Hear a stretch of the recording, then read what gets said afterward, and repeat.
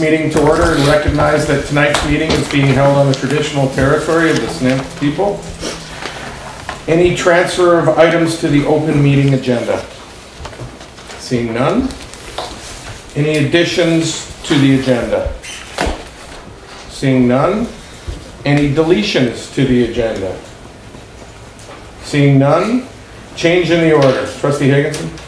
Yeah, I have a request if we could move item 16.1 up to after correspondence before that. Of course, I would appreciate that. So that will be 11.1. Well, it's not correspondence, but it'll become 12 and everything else. Okay. Where is it? We're going to move it to after 11 and before 12. So then your 12 will be new business. Thank you. Yeah. Anybody have any objection to the changes in the order? No. Anybody have any objection to the approval of the agenda? Seeing none. 7.1. Anybody have any objection to approval of the minutes for October 4th? 7.2. Does anybody have any objections to the minutes of October 18th? Seeing none. We're zipping right along here. 8.1. Anybody have any objection to receiving the Section 72 report? Seeing none. Announcements. The annual board meeting will be December 6th, 2017 at 5 p.m.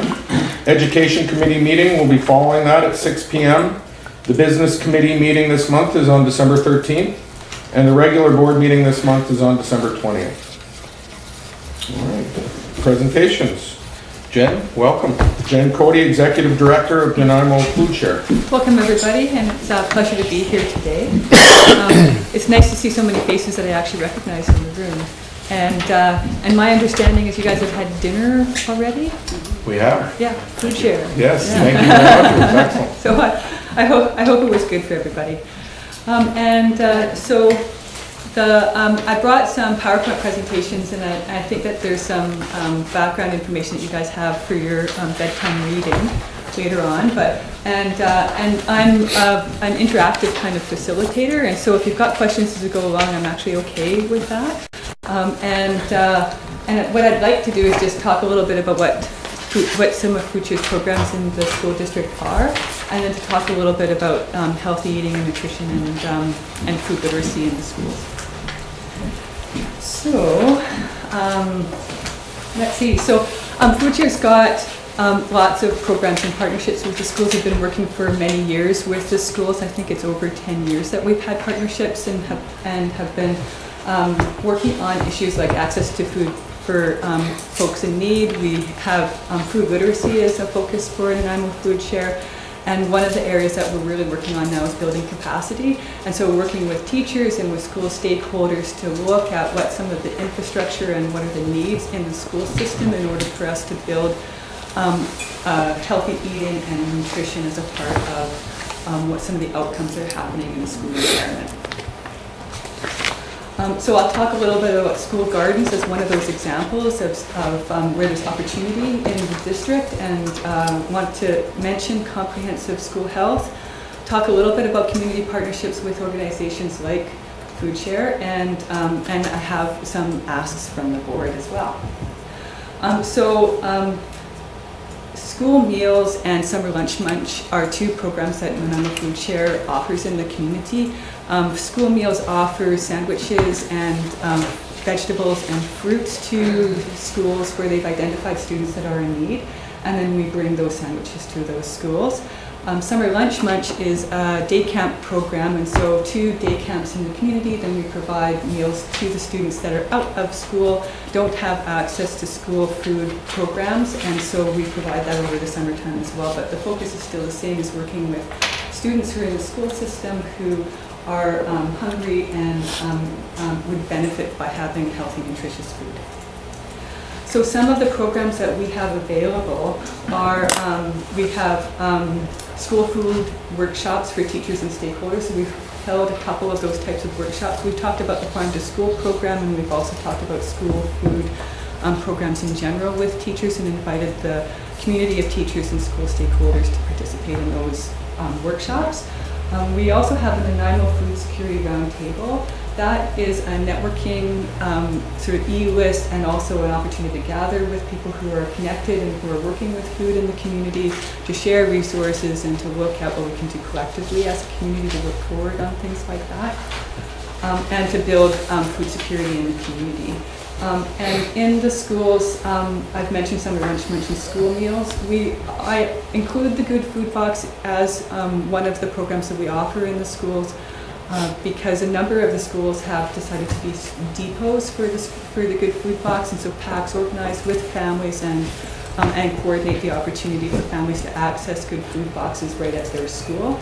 That comes out once a month. It's a $10 box, and the value of the fruits and vegetables in the boxes is usually about $17. So it just increases family access to fresh fruit and veggies. The Farmers Market Nutrition Coupon Program isn't directly linked to schools. It does link to families that are in the community who have an opportunity to have coupons that they can then use at the school, at the farmers market during the summertime season and through spring and fall as well.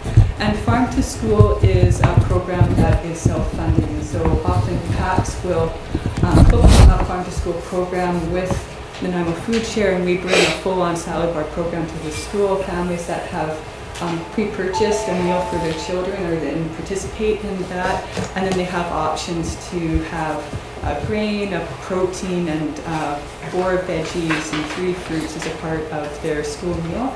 And we also work with schools in sort of catering opportunities to offer food event alternatives that have a focus of healthy food with them. So for schools that are wanting to do fundraisers, then food and want to have a focus of food for those fundraisers, then what FoodShare offers is opportunity to do like soup sales, if that's something that they're interested in. Farm to School is a program where we offer it at our base cost, and then often the PACs add a couple of dollars on top of it to use that as a fundraiser. And the Good Food Box has been an opportunity that way as well.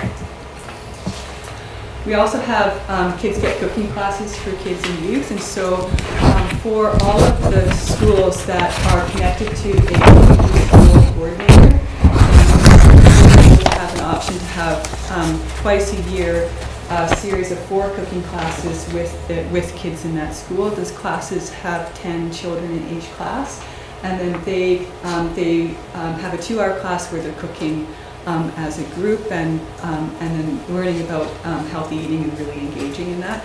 The families really find that those programs are super valuable and often talk about how their kids never eat broccoli at home, but somehow by a miracle of experience they managed to really get interested and start eating foods that they weren't really eating before. And we also have Community Roots school gardens, and those are 6 of the schools in the district. We offer full facilitation once a week to those schools, and we maintain those school gardens over the course of a full year. CD Sunday is a collaboration with NDSS, and so we offer, it's a 1-day event to the whole community. About 1,000 people go to that event on that 1 day, and it's a farmer's market that has a focus for seeds. And the 5-acre farm is another project that's located quite close to Park Avenue School, and that is it's a garden gone big. And so what we're doing is teaching people in the community opportunities to learn some of the skills around agriculture. So if people have gardening skills, then this is just a way to introduce the idea of growing food on a larger basis. And the Homegrown Youth Employability Skills Program and the Farm Team, though this is a program for at-risk youth who have left school but are wanting to move into employment. And we've worked with quite a number of students who have been a part of the school district. Part of the reason I included in this list is that it builds a lot of those employability skills with the students, but also helps them to work through some of the challenges they've been having. And quite often, about half of those students return to school after participating in the program. So it's just building their self-esteem and the skills enough that they feel that they can be successful in an environment, including a school environment.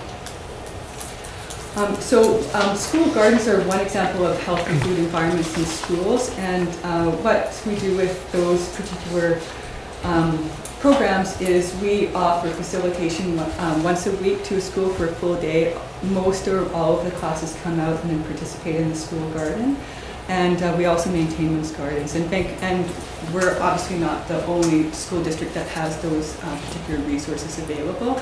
The Vancouver School Board has been very successful in being able to promote that in the district. And so one of the things that they've been able to do is to partner with UBC, with their health authority, Coastal Health, and with a nonprofit organization like Food Share called Think and Eat Green at School.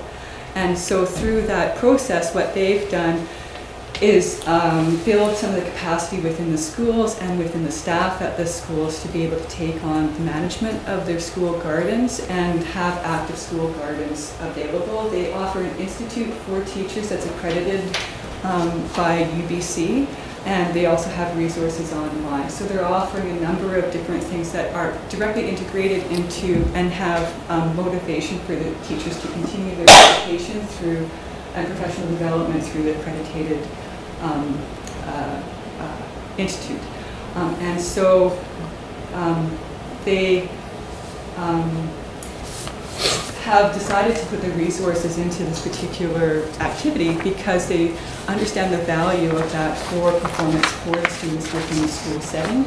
And so it offers a different way for the students to learn, so that experiential learning and learning in an outdoor environment for many students that aren't the type that are going to sit still in the classroom for a long period of time, and those are the students that really benefit by having an alternate way of being able to really be successful in their learning environment. It also, and then so for those students, often their behavior shifts, and they're not the students that are unruly any longer, but they're in a place where they can really vibe.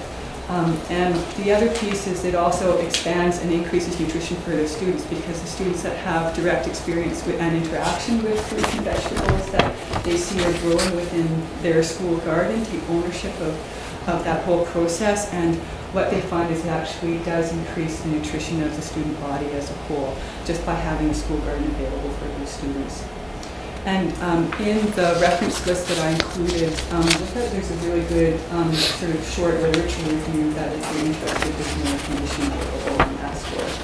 So in School District 68, then we have 34,000 visits by students to the school gardens over the course of a school year.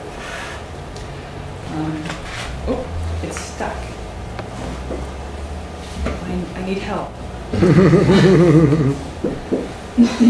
Oh, it's not stuck. That's and so with the school gardens, we have that opportunity to also offer 5-acre farm as an experience for students, and we've worked with different school groups that come on field trips to the school garden as well. There's a link there for YouTube, and that YouTube link is to a movie for the 5-acre farm that just talks a little bit about the history of the 5-acre farm as well. And that's the movie. One of the focus for Nanaimo Food Share is building capacity. And so right now, because of our funding, we're limited to 6 schools that we're able to facilitate with those school gardens. What we'd like to do is move into a mentorship approach to school gardens. So right now we take on all of the aspects of facilitation and the maintenance of the school gardens. What we've heard from teachers is that one of the major pieces that's a barrier for them is they don't feel confident in their own garden skills for them to feel like they can facilitate independently in a school garden setting. So they see the value of being able to take their classes out into the garden, but they're just not feeling confident about where their skills are from a gardening perspective. So what we have $10,000, and what we have done is hired a community developer with that garden experience, who's actually also a facilitator at 2 of the schools. And she's working with the schools to look at what can we do to mentor teachers so that they start building some of their schools and building on the model that the Vancouver School Board has already put forward. We're providing a summer institute for teachers to gain garden skills. We're developing that now, and that'll be available at the 5-acre farm next year.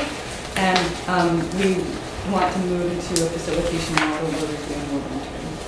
So what the board can do is appoint a staff liaison to Food Share on school gardens and school food projects. And so one of the things that we'd like to do is continue this relationship. This is reminder, but also like a part of our building that relationship, and we'd like to be able to continue that as a focus for our organization, and to continue our discussions and to continue to talk about the importance of nutrition and healthy eating in the schools and develop some good processes around that, then that's one of the pieces for today. The other piece that is a challenge for Food Share is being able to communicate efficiently with the school. So at the moment, it's a school-by-school process that we're communicating within the district, and one of the things that would be quite helpful for us is to have a way of being able to communicate district-wide. I know that there need to be a pre-approval and a protocol process in place in order to do that, because we don't want to spam your district. But if there were ways to be able to do that respectfully, then that's something that would be very helpful for us. Healthy foods have positive school outcomes, and there's the list. One of the top ones for the teachers is appropriate classroom behavior. So having healthy foods is really important that way. And one of the things that we'd like to see the board look at is reestablish the community link funding, to segregate some of the different outcomes that they're looking for with that link funding. LINK stands for Learning Includes Nutrition Knowledge, and then previously the LINK funding that was specifically targeted towards food and healthy eating, and now it includes a great deal more than that. And so what we're asking is if the board would consider writing a letter to reestablish that as the LINK funding is being a focus with healthy eating towards it. So, and I see that I'm out of time. So, and I could talk for a really long time because I'm really excited about healthy eating and nutrition, and people who know me really know that about me. So, are there questions? Well, first of all, thank you for your presentation. Your work is very important. Clearly, healthy eating is something that makes for better people, makes people make better choices. They are healthier, happier. Clearly, we could all, not all, but some of us could learn more from that. Speaking to myself in particular. I guess my question to you is, you had asked for board staff. What do you mean by board staff? Are you referring to our staff, or are you referring to the board? In your question back a slide, you had asked. You bet. So I'm referring to a board. A board member. Yeah. Okay. Thank you. Trustee Burswick? Thank you for your presentation. I actually have a motion, so if you'd like me to wait, I will do that. We'll just wait for a sec here. Let's see if there's any other questions first. Trustee Brennan? Just to comment, my granddaughter came out of her Strong Start program at Quarterway School yesterday with a green muffin that she'd made. She was quite excited about that, and she ate it too, starting from the top, of course. That's awesome. That's another area that you might consider is start young. Well, absolutely, and I'm really glad that you asked that question, because I'm really excited about that piece in particular, because there's some really great work. If you look up the First 2,000 Days campaign, the First 2,000 Days with the World Health Organization, and so that campaign is about from conception all the way through to about age 5, which ends up being the first 2,000 days. If you're 54 and 0.8 years old, then you're 20,000 days old. But the important part about that is the work that Clive Kurtzman did for many years talked about safe environments and talked about stimulation and nurturing parenting as being the critical for a child's development. The information that the WHO is now sharing and some of the research is caught up with understanding that there's 3 pillars really to brain development and growth and healthy development for children that all occur until about the age of 5. The 3rd pillar is nutrition, and part of that reason is that if you don't have the physical architecture in place for all those connections and the stimulation to have their effect, then you won't have the same type of development that you do when you do have nutrition there. And things like iron is like a highly critical component of that. And that's why dietitians and people will talk a lot about the importance of introducing solids and where iron is so important, and that's very true as you continue. Without that, then students just will not reach their potential that they would have had if they hadn't had access to adequate nutrition in the earlier years. So starting earlier is a really good point. Yeah, and that is a focus that Food Share wants to continue to look at. Thanks. Trustee Bob? So our district supports trades in our schools and supporting and fostering the learning of different trades. And in the context of agriculture and agri-foods, there's certifications like any other trade that are sort of at beginner level. Like, of course, something like food safe. But are there other certifications that are good to have for anybody? Because I know that some of the apprehension of growing food in our schools would be food safety, and there's a lot of the regulations that you need to consider.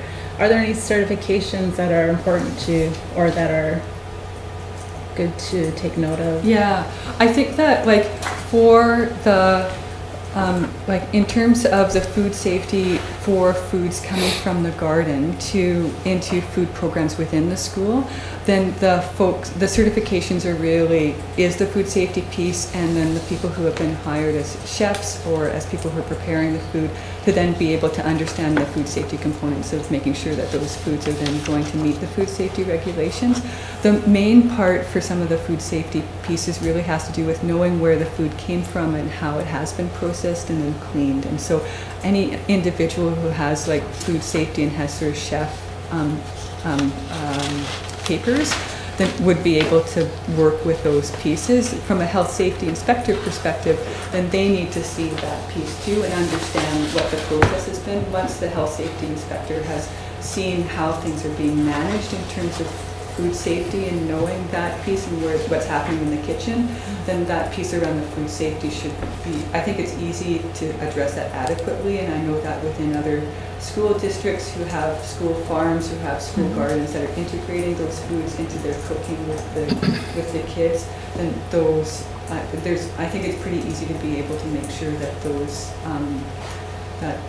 that those specifications are being met within the programs that are being built in that respect. Yeah. In terms of that piece around being in the trades, then there isn't that's part of the reason why the Homegrown program is in place.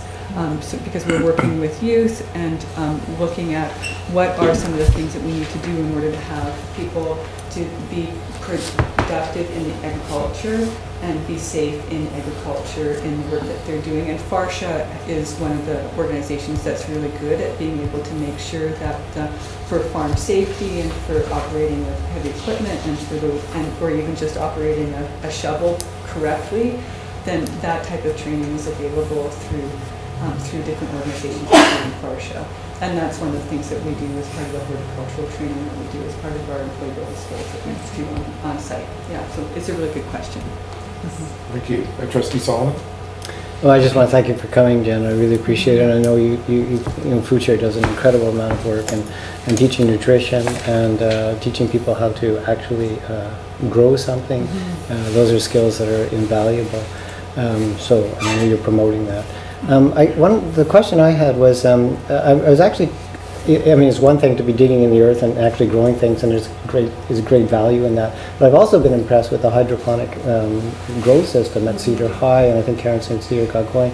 Is that, and they incorporate that into their lunch program, and so the kids have greens, and it just goes. But does that happen in any other school? I think that's really the initiative of Karen St. Cedar, and she brought that into. I think there's 2 schools that she brought that process into. It was genius. Yeah. It's a really great program.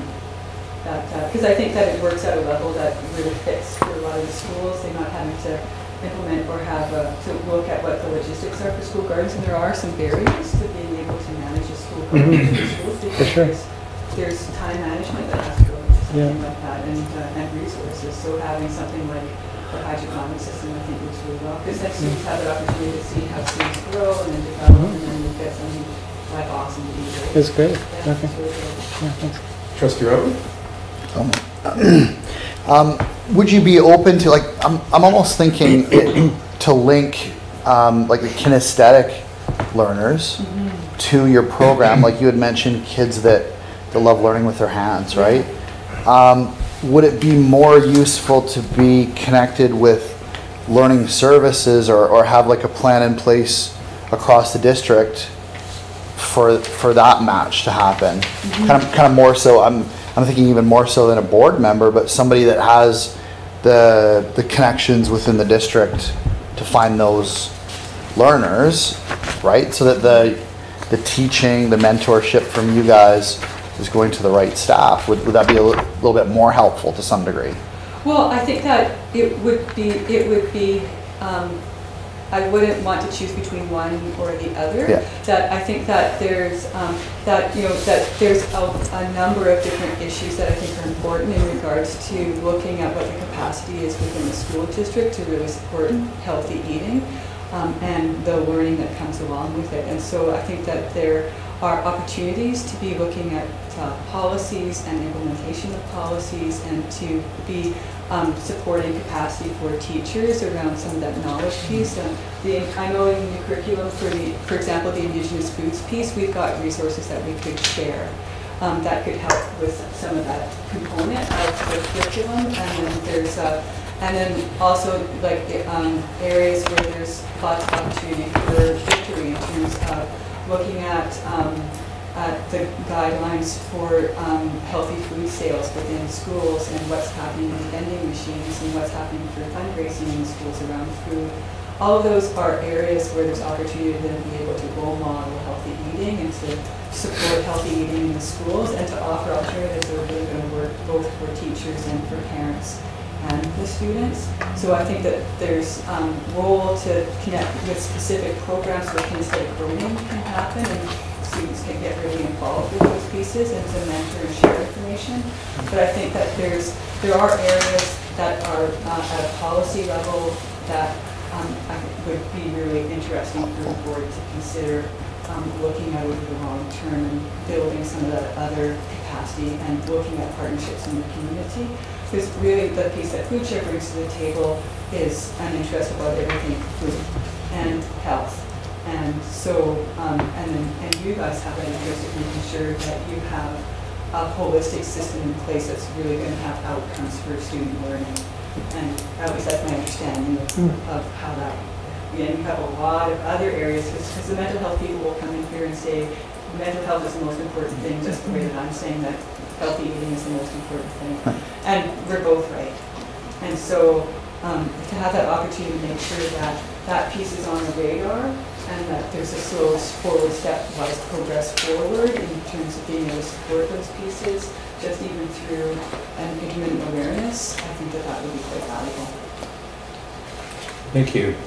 Trustee Brozovic? Thank you. I would move that the recommendations in this presentation be brought forward to the board for further discussion at committee level. And I'm not certain if it's education. Yeah. You have to move this to new business. Oh, apologies. And then we can Okay, take then a motion. move that we take this to new business. Second. Second. Right. Any discussion on moving it to new business? All in favor? Opposed? Carried unanimously. Thank you. So, anybody else? Well, I just, I don't know if you're aware, the North Saanich municipality recently concluded a sale of some property, specifically the Sandown racetrack. I was aware of that. Yeah, and they've arranged with the purchaser that there'll be a commercial site for development, and I think it's about 83 hectares remaining that will be devoted to agriculture. Yes. I mean, I think that's a very forward-looking approach Yes. by that government. The real obstacle to getting more food grown on Vancouver Island is the cost of land. That's right. And so people who are really interested in agriculture and want to be farmers or whatever can't break into that market because of the high cost of land and equipment, etc. Is there a potential for working with local governments to acquire fallow land available for farming? It may be great, I don't know, but that's one example where it is working. Yeah. And the government is taking a very forward approach. Have you approached any of the regional government here and the City of Nanaimo, land spill? We are working on that. That's actually what the 5-acre farm project is about. And so we're working, so the 5-acre farm is just spinning distance from Park Avenue School. Yeah, I bought. Yeah, awesome. Yeah, that's right, you were there not too long ago. And then what we're working with is NALT and with the Food Lands Trust to take a look at putting that land into a conservation trust, a community conservation trust, with the covenant on it would be that it would be maintained as agricultural. And with that purpose of training people in agriculture so that they have those opportunities. We've been really fortunate that the other part of that is been access to some of the folks in usually at-risk youth, even accessing opportunities for them to learn agriculture. And so this year we're actually really fortunate because we've been able to, we were funded for a 15-passenger van. And as part of our employability skills program, then we have the opportunity to be able to make sure that they have transportation to and from those sites, and while they get their feet under them and then have an opportunity to actually work in agriculture and see if that's really for them. The land piece, then yes, Food Lands Trust is working on that specifically. I know that other municipalities have been really pioneering in that. Richmond has been actually quite pioneering in that regard, moving land into park area with an agricultural focus on it, and working with community groups to maintain that area so that there's opportunities for people to learn more about agriculture and that respect. So anytime that we've got opportunity to put land into trust, then that's one of the focuses I think should. That's a great question. Thanks, Jim. Thank you. Thank you. I have a question. Trustee Kim. So, I don't know very much about the Food Share Society as an organization, and I'm assuming that as your mandate, schools is only one part of your entire mandate. Is that correct? Yep. So really, the mandate for the Nanaimo Food Share is through facilitation and education, building a local sustainable food system. Okay, and as an organization, approximately what sort of budget do you have, and do you have paid employees, or is it all volunteer? Or? We have paid employees, and it really varies depending on where we are in our year and what type of programs that we have going at the time. Our budget on a yearly basis is it creeps into probably $500,000. Okay, and as a portion of the total, what amount of resources are you sort of earmarking for work with schools? It's easily a third of what we're focusing on. And it depends on how you count it too, because a number of the programs might not be a third that would be directly partnered with schools. Right. And then other programs that we know are having impact for the student population, but might not be through the school district or in partnership with the school district or some of the schools here. Great, thank you. Yeah, that's a great question. Thank you. Thank you. Well, thank you, Ms. Cody, for your presentation. Yes, thank you. Thank you very much.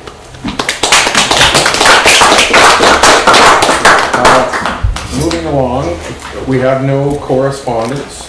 So 12.1 now becomes new business. So we'll start with Trustee Higginson's matter. Yes, Trustee Higginson's letter to municipal governments. Trustee Higginson, I'll read it and then you can speak to it. Sure, if somebody seconds it, then I'll speak to it, yeah. Okay. That the Board of Education of School District 68 write a letter to all municipal governments in our district to ask that we are included in any discussion on the regulation of legalized cannabis. Do I have a seconder? I'll second it for the discussion. Second by Trustee Broswick. Go ahead, Trustee Higginson. This is not any kind of judgment on the legalization of marijuana. Just last week or a couple weeks ago, there was a discussion at the Nanaimo City Council. I think the motion failed on this issue, and specifically they talked about schools and things like that. And I just think that as this law as this becomes legal, we should be part of any discussions that our regional districts or town councils or city governments are having about how they plan on regulating the legalization of cannabis. Thank you. Trustee Broswick, would you like to speak to it? I think it makes sense. I mean, regardless of anybody's personal opinions of legalization, it's just an issue of kids and safety and harm reduction and making sure, we need to be sure that all the bases are being covered around making sure that kids are safe and, not being overexposed before they're, appropriate, before it's appropriate. Thank you. Anybody else have any discussion on this? Trustee Bob? I was just wondering if there's a timeline on this. When our decision's going to be made, and how long do we have to contemplate this if we have a position? Do you want me to answer that? Sure. Okay, so the decision has been made. Legalization is happening. It's coming into play on July 1st, 2018. It's a date that's quickly approaching, and I think, our province is currently undergoing a consultation process on how people would like to see legalization carried out in the province, and they're going to make recommendations. And so I just think, a lot of the responsibility is going to fall on municipality and local government, and I think it would be good for us to just be, there used to be the advisory committee. Bill, you were on it. I can't remember the name of it. I feel like it was SAC for the city of Nanaimo. SAC, something advisory committee. Anyway, I just think that it would behoove us to be proactive rather than reactive in terms of making sure that we are representing the needs of our students in this regulation. Okay. Anybody else? Trustee Rutland?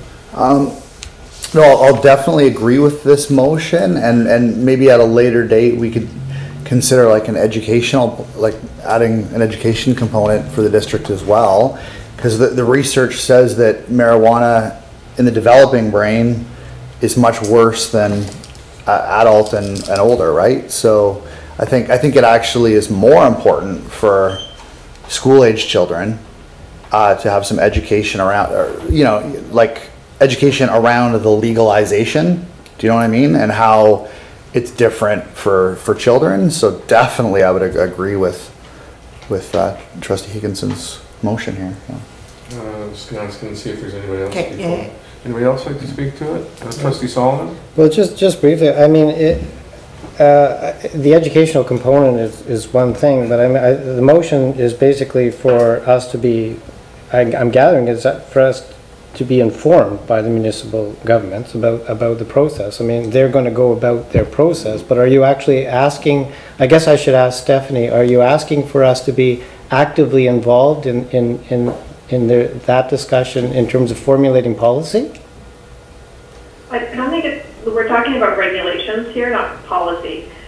So my request would be that we be included in any kind of discussions about it that overlaps or intersects with our areas, such as, how we feel about it being close to schools, things like that. Just for us to be part of the discussions where it does overlap with our areas.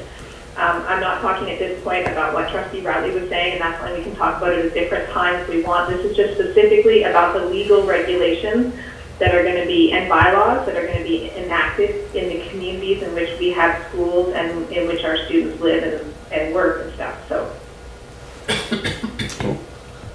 I'll put you on the list. Trustee Robinson? Very briefly, to me it makes sense that we be part of the discussions as this is being developed. Decisions are being made by our city council or whoever. So it makes sense to me to support this motion. Thank you. Trustee Brown? Well, it's interesting that the city does have a bylaw that requires liquor stores to be a certain distance from any schools. And the one at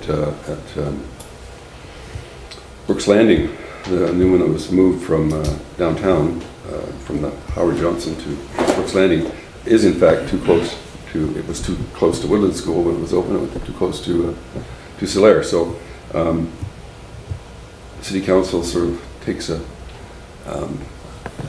what would you call it, some kind of an uneven record into this kind of discussion. I think the motion that was before them at the last meeting was a similar one, that there be no pot stores within a certain distance from any school, and they turned it, and they rejected it. I thought that was interesting, but I support the motion. I think we need to get in on the discussion, and we need to make councillors and the mayor aware when we see some potential hazard for our kids. Trustee Brosnan? Thank you. Just to clarify, through the chair to Trustee Higginson, can you hear me, Trustee Higginson? Yeah, she's here. Okay. This motion doesn't in any way preclude us, as Trustee Routley suggested, having further conversations about where we actually do stand on these issues and getting input from our partner groups, does it? No, and I not at all. And Okay, good. I think, I just think that one of the issues that I think came up at City Council and will come up with us is that we're still waiting for the province to actually lay out their platform. And one of the things they're still trying to determine is how old someone needs to be able to legally buy marijuana in this province. So I think there's still a lot of work that we're all waiting on the province to put out. But in the meantime, this just is specifically about a letter to be included in any kind of regulation of it within the municipalities and the city and the towns. Okay, thank you. I'll just add that I think it's a great idea. You know, we can't complain about things that we don't participate in. So if we have an opportunity to request that we're part of this, I think it's our obligation. So I think it's a good idea. So any other discussion? All in favor? Opposed? Carried unanimously. Thank you. 12.2, Trustee Brosnan. Thank you very much. I'm just going to move that the recommendations from the food share report that we heard tonight be brought forward for discussion at a future education night? Business, okay, correct. Business committee meeting soon, prior to beginning budget, let's say. Trustee Brown? No, I wasn't going to second it. I was going to amend it. Okay. Well, it has to be seconded first. Okay, we need a second. We have a seconder. Trustee Robinson seconds the motion. Just, it is sort of like perhaps a change in intent, but I think this should be referred to staff. Okay. And that the staff should bring a response to us at a future meeting. Okay, which would then give us an opportunity to discuss. Yeah, we have to have something to talk about other than, okay, you know, what the impact would be on it. Okay, I can accept that amendment. So friendly? Yeah, friendly. Yeah. A friendly amendment so that we refer this to staff for some feedback by January. Is that, I guess I'll ask, is that a reasonable time to ask of our staff to have some feedback on this? January is pretty close. Yeah. Well, I'm not fixed. I mean, whatever they feel is. Yeah. I just want to make, you know, with the holidays and stuff, I just want to make sure everybody has enough time. What do you guys feel is a reasonable amount of time to get back with some information on this? The end of January reasonable? Yeah, they're modest proposals, really. Yeah, that's fine. Just for clarification, specifically what information? Just some thoughts on their requests before. I think it's really important before we make any decision that we get some feedback from our staff on how they feel, you know, it impacts them and their recommendations on how to move forward. So is the end of January a reasonable amount of time? January. Okay. So at the board, or I guess, three things. how about the, so it would have to be February. So the business committee meeting in February. Yeah. Okay. Anybody have any other discussion? So I think just to add a little bit of clarity, you know, they printed off like what the board can do. So I think one of the things is does it make more sense to have a board liaison, or would it be better to have someone from staff work with food share? I think that's part of the question. And then the second part of that was to work together in a manner to find a way to be able to communicate more broadly to the district. And there was also the piece around community link funding that I'd like to discuss in greater depth. Yeah. So there's like 3 recommendations in here if you could read through it. Okay. Yeah. I just wanted to clarify the motion, just to see if it reflects your intent, so that the Board of Education refer the recommendations from the food share presentation of November 22nd, 2017 to staff for feedback by the February Business Committee? Yes. Correct. With addition to what? Yes. That's just the intent. That would include that. The word that I think we need to hear. Yeah. Is that everybody good with that? All in favor? Opposed? Carried unanimously. Thank you. I think we're good there. Moving on to committee reports. There is no committee reports. The trustees' own reports. Those will be online. So for everybody interested in seeing the trustees' own reports, they'll be online for this month's meeting. The committee reports. There is nothing from the Education Committee. and nothing from the business committee. Senior staff reports. Mr. Davey? Ms. McVeigh? Nothing to report. Unfinished business? My cab is waiting. Seeing none. New business we've already dealt with. Anybody have any objection to receiving the board's motion report? Seeing none. Anybody have any objection to receiving the vandalism report? Ms. McVeigh, do you have anything to add about the vandalism report? I have nothing, no, I'm joking. What's that, Trustee Higginson? Anything? No, I'm good. I'm being silly. Ms. McVeigh, do you Smooch on that have one. anything you need to add about the vandalism report? No? No, it's good, thank you. Okay, anybody? Any objection to receiving it? Trustee discretionary account. There's not a report attached, but there are no significant updates on that. Okay, thank you. Question period. Mr. Steele? Mr. Fair? You're under pressure. Come on, you guys, get with the program. Any objection to an adjournment? We'll be adjourned. Seeing none, thank you. Thanks, guys. everyone. Good night. Thanks, Next guys.